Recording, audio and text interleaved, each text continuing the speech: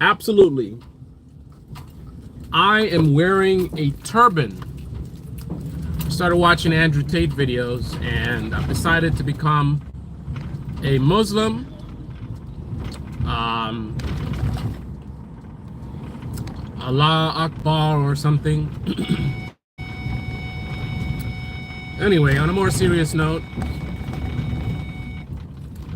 I've been dealing with depression. Many of you know that I've been dealing with some insanity with the house situation and someone who has basically captured my house. I'm probably the third owner in 6 years. They've run out every other owner, and I can see why. Because it's been quite a feat for me to last this long. But I did. It's not over yet. It might be soon. But I would say about a month ago I reached my point. You know, many people that know me,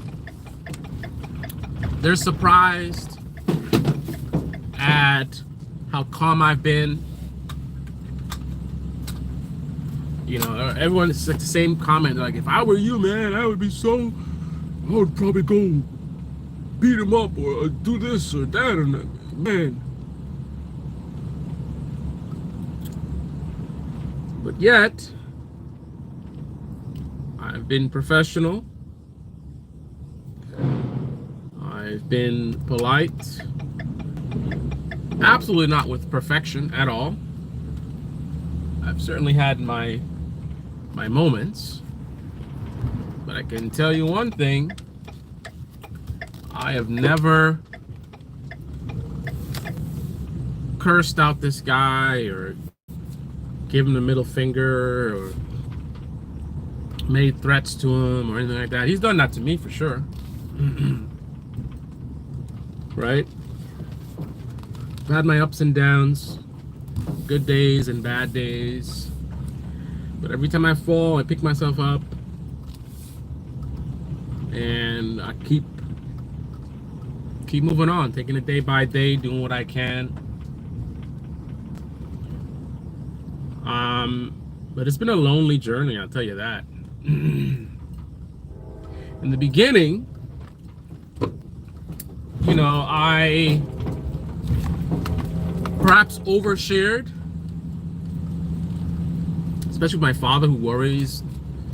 He worries a lot normally, so he didn't really need to hear a lot of the stuff, but I would share a lot of stuff about what's going on, the craziness and blah blah blah blah, and it was an endless supply of just negativity, you know. But it's reality. This is what was happening. It's not like I'm just being a negative person.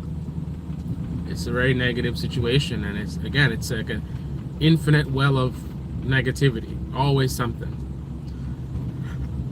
You think it's bad, it gets worse. Get a little calm period, and then something else happens. Just to give you the latest, like just a little snippet to some of you maybe who haven't been following this. Been getting a lot of complaints from tenants about smoke in the building. The entire building smells of smoke and marijuana.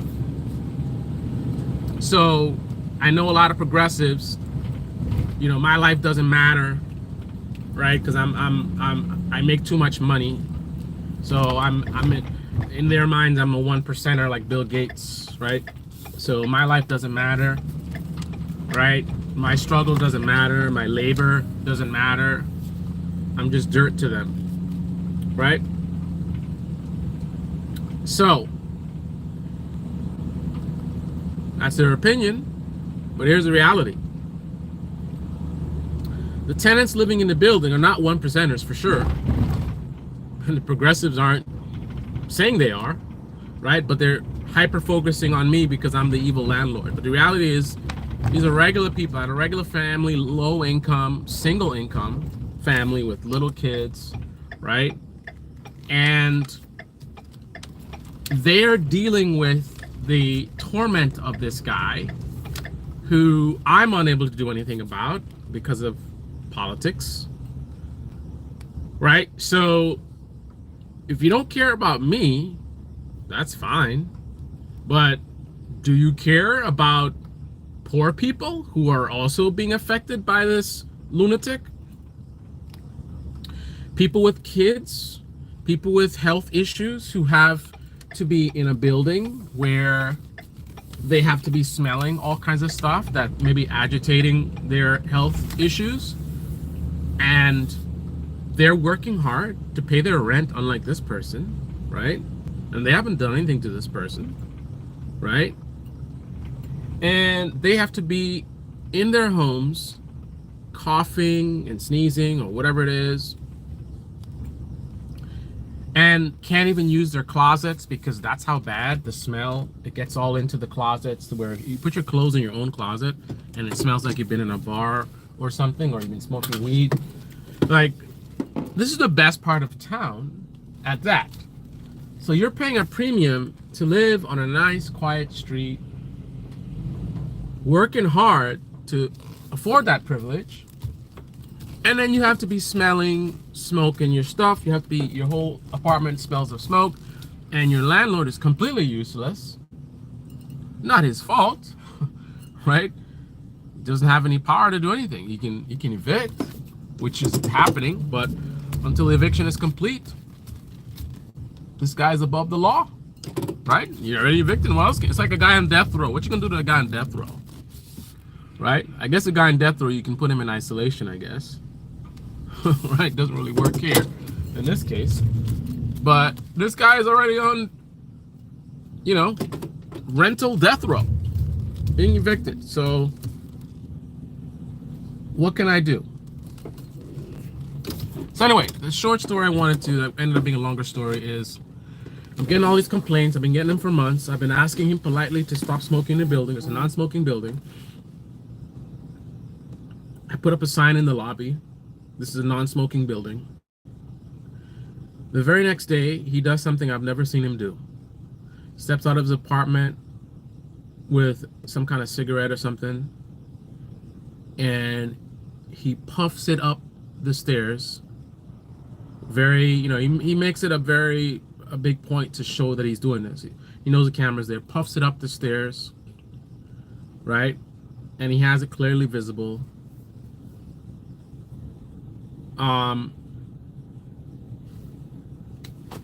That's the kind of stuff that's been happening. You talk to him, let him tell it. He only does stuff in retaliation. This is what he said many times. No one's done anything to him, right? The only thing that was done is a sign was put up that says it's a non-smoking building, right? And his response is, F you. What's he retaliating for? He's retaliating for him being asked to respect his neighbors like everybody else does. Everyone else is following rules of, you know, living in a shared space, right? Let's be considerate of others. He's the only one that just does whatever he wants to do. Doesn't pay rent, and he's just a nuisance to everyone. He's, you know, being, you know, on sanitary conditions, health risk,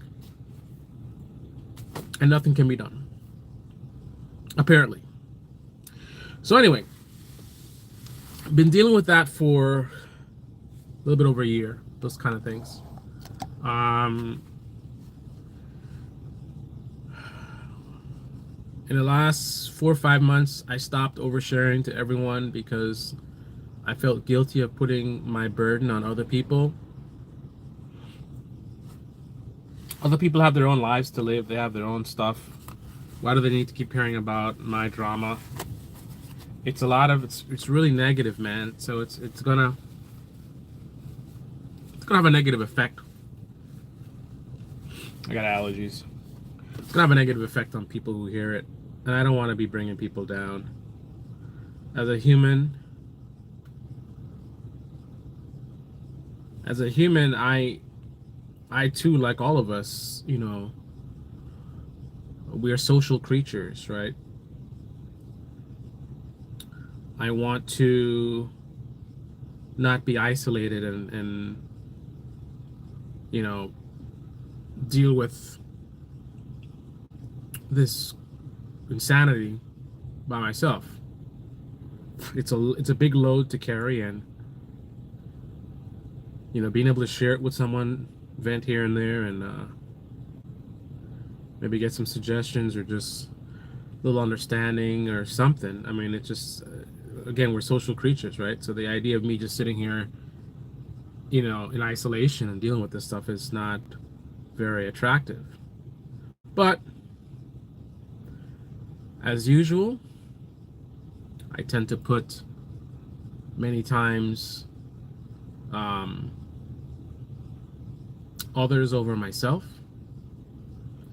I would put myself in a situation where I would suffer rather than be a burden to others. Like, for example, there were times where I thought I might be homeless, and not even like it is now.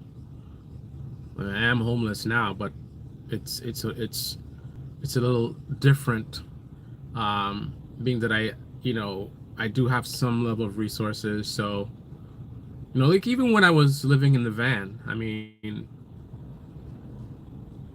to even have a van in the first place, right? Like the people living on the sidewalk don't have a van, right? In the wintertime, I don't know how that works, right? I had enough money to go buy me was a negative 20-degree sleeping bag. You know what I mean? So I can do stuff. Didn't have enough money to go rent out a place, and couldn't afford to go and live in my own building. But still, I didn't have nothing. I didn't have to go begging on the street or something like that, right? But homelessness is homelessness, right?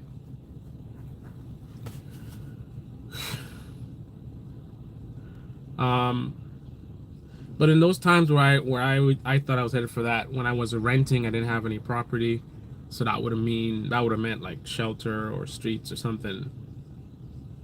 Many times I kept thinking about it, and I was like, listen, you have an aunt and uncle, you could go stay with them. I really wasn't feeling it, man. As a grown-ass man, I don't know, I might have been in my upper 30s or something, the idea, so I guess there's some pride in it, but it's not just pride. It's also the burden, right? I don't want to have to be a burden to anyone, right? So anyway, so I don't share as much, so that isolates me more. And then the fact that the media has no interest.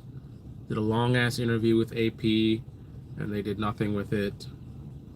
Talking to somebody else now, and I don't know. We'll see what happens with that. But then those online people, the Vanguard.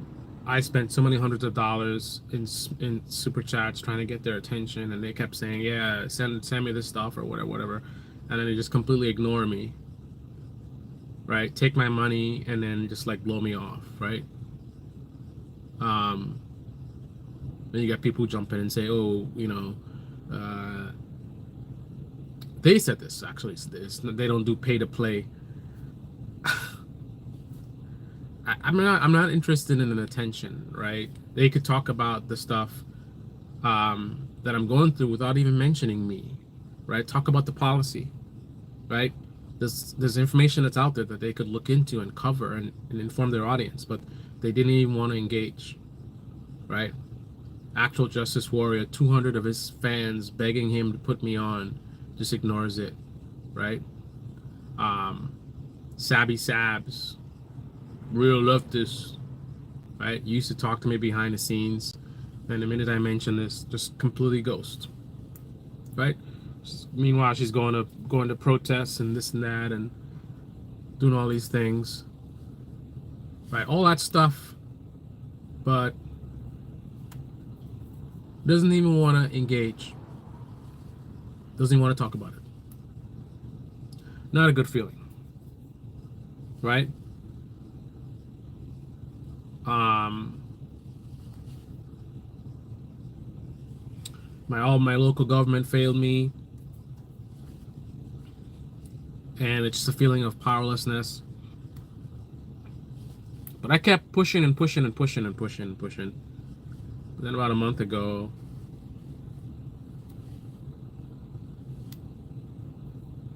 I think maybe that incident where I had to hire my own security might have been one of the things that sort of set me on a trajectory to like be, past my limit. But sometime after that, within a month or so, I just, what it was too, they want us to go to the office more, and they only added one more day. I don't know what it is about why one more day made a big difference, but it made a big difference because I got a 4-hour commute, right, round trip. So one more day meant 4, 8, 16 hours more a month spent in traffic and just sleep deprived. So I think with that incident, with me hiring security and then having to go to work more and then not getting enough sleep, the feeling of hopelessness, I started feeling really bad. One day I took off from work because of it. So I took like a mental health day.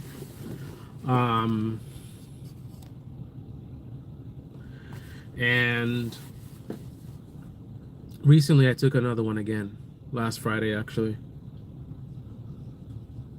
I spent all of Friday, Saturday, and Sunday trying to avoid doing any work whatsoever, trying to just relax.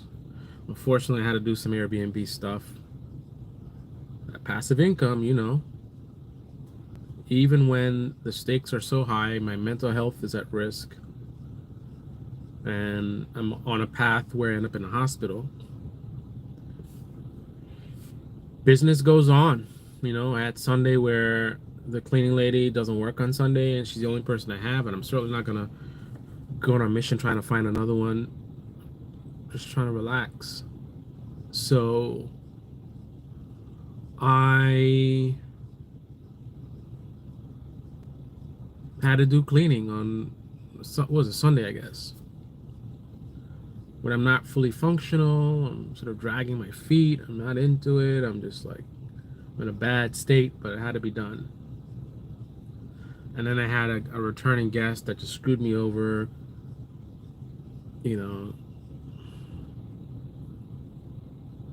I mean, just bad. Just hammered me with a bunch of nonsense.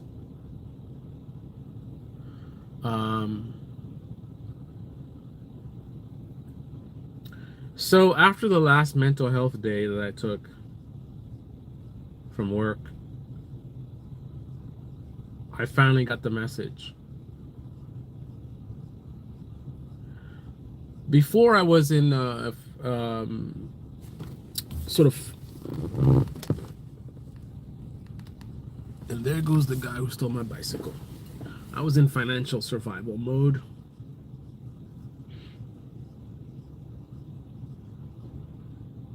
Yeah, that's him, pants hanging down. Not in school when he's supposed to be. Weird ass walk. There's a prison cell with his name on it, unfortunately, for his parents.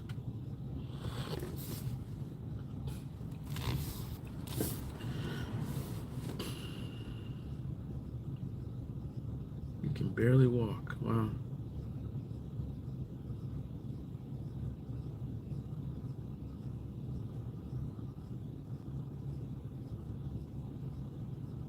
Oh, he's taking pictures for the gram.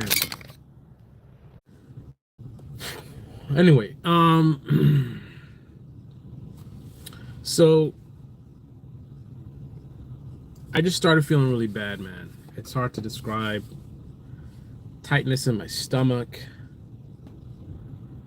It's a lot of sort of vague, ambiguous feelings, right?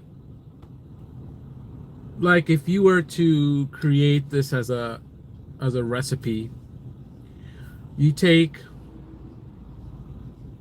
nausea, right? And just take a tiny piece of that, just a very, very faint, so faint that it's not enough that you would say you feel nauseous, but that's the closest feeling that you can sort of like, what does this feel like to you? How can you compare it? That would be that would be the closest thing. But actual nauseousness would be much, much stronger. So a little bit of that. And I guess anxiety.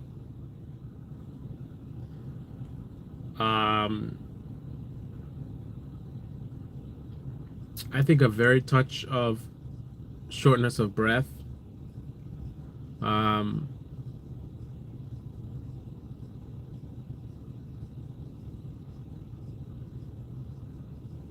But just a general feeling of just blah. I don't want to do anything. Probably if that guy said the wrong thing to me, I'd probably find myself in jail. I would not have much faith in my self-control. It's kind of a repressed rage, right? Where I didn't feel like, I'm gonna do something or whatever, but very, very short fuse, probably. Like I know the general stuff that the signs that you're in that position, right? Because that's kind of subconscious. It's there. That short fuse, it's there. The explosiveness, it's there, but it's sort of suppressed. But you just know it's there and can probably be easily tapped into. So very, very vulnerable to instant rage for someone who is very non-violent, easygoing, can handle a lot of stress and not really make a big deal about it. Very uncharacteristic of me. So the way I am, that's how I am until I get to my limit, which is very high. I can take on a lot, and all the way up until it's very digital. I think is a good way to describe it. You know, like with analog cell phones back in the day, there's a wide range from a great signal to an awful signal. There's a lot of gradient, you know, in terms of how much the signal will degrade until it's just like static or something. With digital, it's on or off. Either you can hear the person or you can't hear the person. I mean, even when it's cutting in and out, you're not getting a degraded signal. You're getting a great signal, no signal. Great signal, no signal. Great signal, no signal. That's the cutting in and out. Analog, you'd actually have a signal that's bad. So instead of silence, right, instead of the voice cutting out, you're hearing the voice, but you're hearing it really clear and then distorted, really clear, distorted, and distorted to different levels. So that's kind of how I am. I'll be, you know, from a really good day, you know, easygoing, great sense of humor, blah, blah, laughing around, whatever, to days that are progressively, you know, worse, you know, kind of a not that too bad of a day, but it wasn't a good day either, to kind of a bad day, but not really. All those levels to a bad day. I'm still generally the same kind of person, easygoing, whatever. Great sense. You can talk to me. Like some people, when they're having a bad day, they don't want to talk to anyone. Just like, leave me alone, da da da, that kind of thing. That's not me. So all the way up to a bad day, a very, very bad day, to where I start experiencing physical symptoms, I'm still generally easygoing and just, you know, I make jokes or whatever. Um, Up until I get to my limits, which are very high, right? I can take on a lot, but there isn't much of a transition. It's just I get to a point where it's too much for me. And generally what I'll do, I recognize this, so I'll walk away. Like this is rare, but I've had to step out of the office. Like I know where I'm at, and I step out of the office because I know the way I am. Someone says the wrong thing to me, and the wrong thing doesn't have to be that aggressive. I'm gonna do something or say something that I'll probably regret. So I step outside to cool off, right? So that's kind of where I was at. I was in repressed rage, on edge. And then when I kept having these physical symptoms lasting me for so long, just the whole day, just feeling this weird blah feeling all over, I realized that I need to take action, otherwise I'm going to end up in a hospital or something. So I've started, and I advise you guys to pay attention to your body and your situations. Don't just get caught up in the day-to-day. Keep track of how you're dealing with things, and recognize when you get into your limits, and take sort of preemptive action to avoid catastrophe, whether it's like a health incident or otherwise. So I took those days off, and then I started exercising. I haven't exercised in a while. I started walking, started tracking my sleep, started being more aggressive in terms of watching my diet.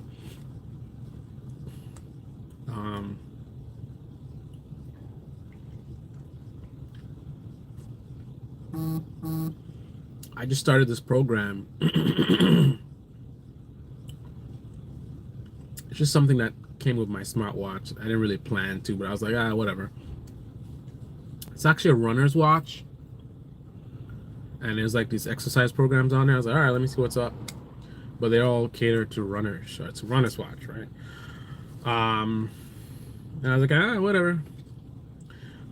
In the moment, you know what? Training to do a 5K, even if I don't plan to do a 5K, certainly would be beneficial for my health, mental and physical. So I was like, whatever. So we'll see. But I'm currently enrolled in my watch's 5K runner program. I'm supposed to do a run today to assess my condition. That should be interesting. And then I'm going to start doing run walk sessions and all that kind of stuff. But I've dealt with depression in the past, and exercise is one of the best forms of medicine that I've found. Not the Paxil,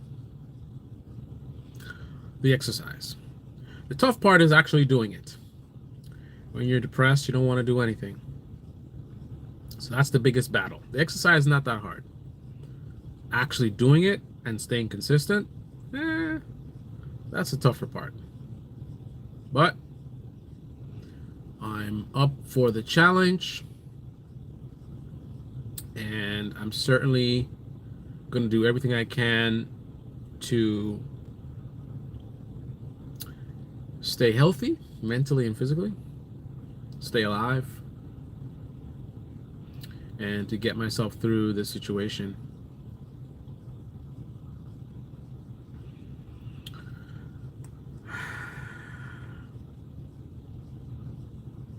So anyway, I'm doing much better than I was even 2 days ago.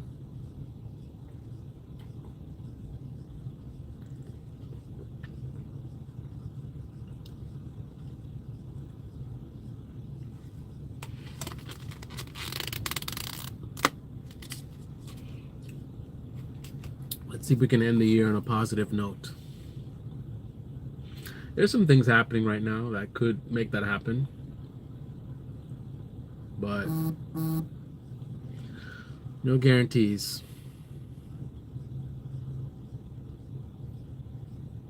No guarantees. Until then, keep my head up, shoulders up,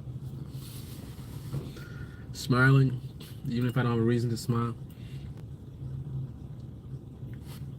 It's my latest adventure, trying to defeat this 2-hour commute nonsense. So I figured I'd try to ride my motorcycle to work. Figured that would be faster. Here comes my tenant. I think. Just got the notification. Yeah, there he is. Going to work because he works for a living. I love technology. Smart locks. So I'm trying to deal with this 4-hour commute thing. So I figured, let me try to ride to work. Let me not do the ferry and all this stuff and whatnot. All these different pieces, or 3 pieces to my commute. Let me make it just 1 piece, door to door, on a motorcycle, so I could cut through traffic. I'm fast. I got to work an hour early, and I was like, wow, this is great. But I used my smartwatch. I told it that I was riding my bicycle because it's got GPS. I wanted to track the run.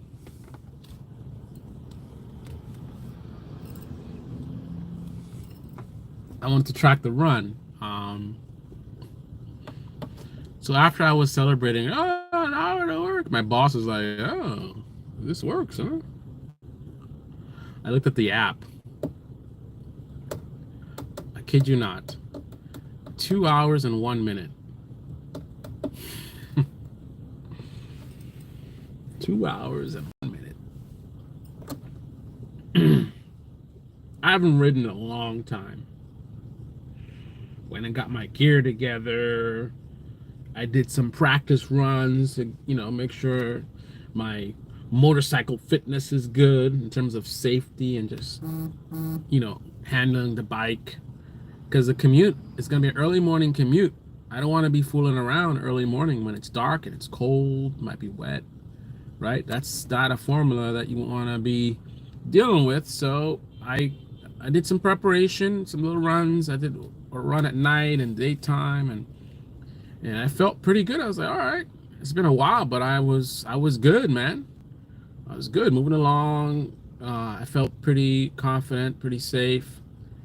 And I did this run. How did I get into work an hour early? But yet it took me 2 hours.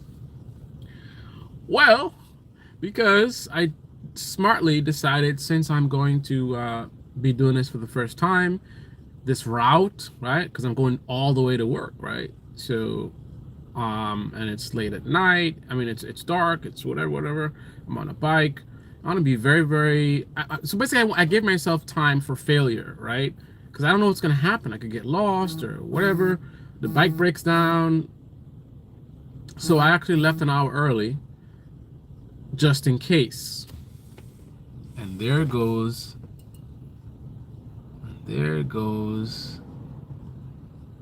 the squatter.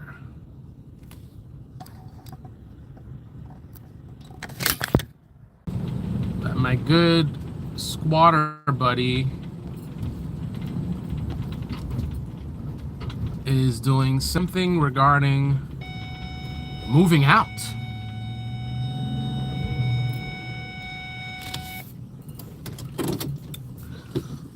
We shall see.